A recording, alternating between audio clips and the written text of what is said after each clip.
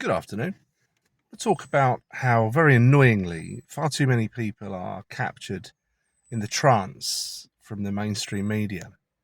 Um, Anecdotal story about yesterday. Had a lovely day out with my lady down in Teignmouth, Devon, on the south coast. It's our favourite little seaside town in Devon. It's not posh. It's just if you've ever been there, I think you'll get it. It's really really lovely. Anyway, we on the way down, my missus was talking about Love Island, and so yeah, she's one of those ladies that's just captured by that.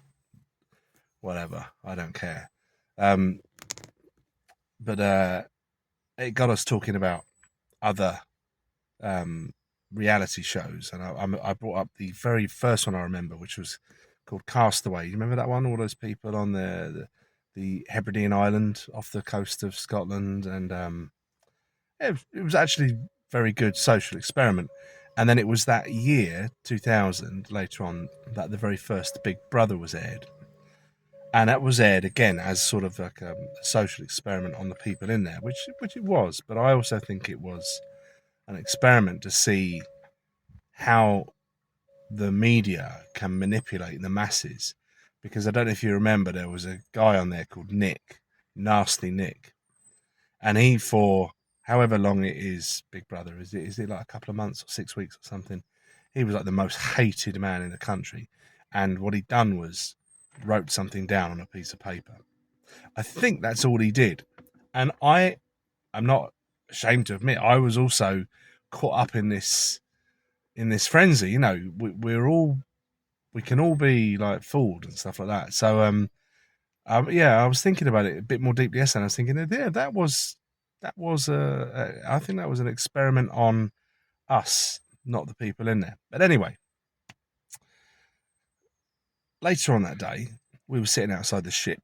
It's a beautiful pub, and I was sort of enjoying my zero alcohol beer because I'm dodging alcohol for Lent. I'm giving that a try, and actually, all year long so far, I've hardly touched a drop anyway. I've been really, really good with the booze thing, trying to lose some weight. It's not working yet.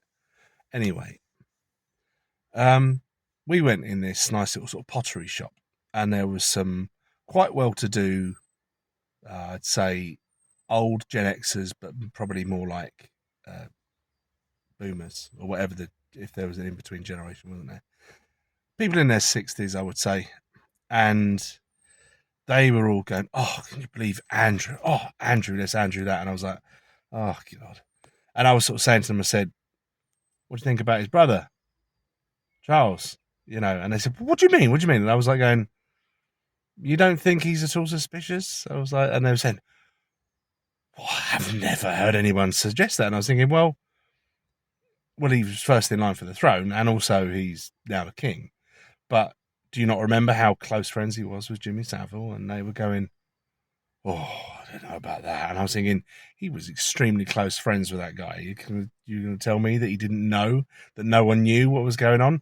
And I said, also, look into the bishop. I can't remember the bishop's name now, but the bishop who, when he was convicted of like something like 19 cases of graping little boys, um, that Charles said it's an absolute travesty that this great man should be treated so dishonorably, or something like that. I mean, just tell us who you are without telling us who you are, mate. I mean, you love kiddie fiddlers, and his mentor, Dickie, wasn't it? Mountbatten, again, very fond of the boys, whether they be brown in India or whether they be Irish boys. He couldn't get enough of little boys, could he?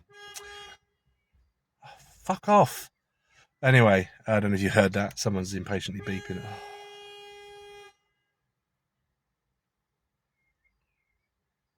Sometimes it's just easier to get out of your car and have a word, isn't it, really, mate?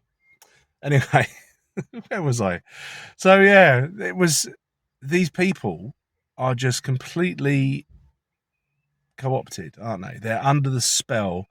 And you see how offensive it was to them that, this plebe here would sort of suggest that perhaps their king was a bit suspect. Um, I would just say he's just a little bit. He's like at the moment what they're doing is they're distracting us all with Andy and Mandy.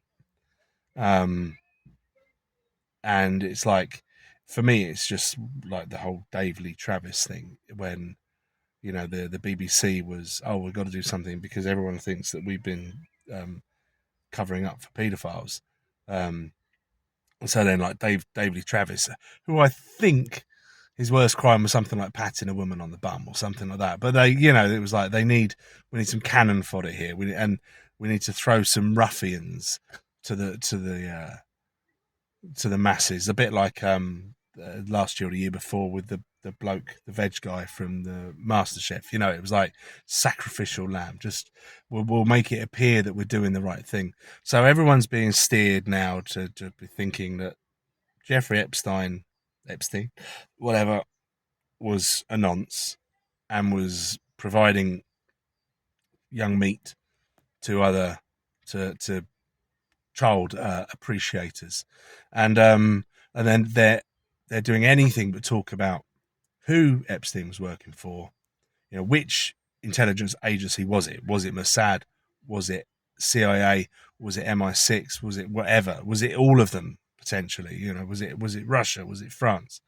And they were capturing people, compromising them in on video with young women or boys, I guess, and then using that to say, "All right, you now work for us." And it doesn't mean that they have to be punished for it. Like you can be rewarded for it. So when Mandelson is giving secrets, which is, I think, treason to Epstein, he's also benefiting from it. It's not just, oh well, you have to do this. It's like, well, don't worry, mate. We're gonna make you insanely wealthy, and you're gonna have, you're gonna live the life you want to live.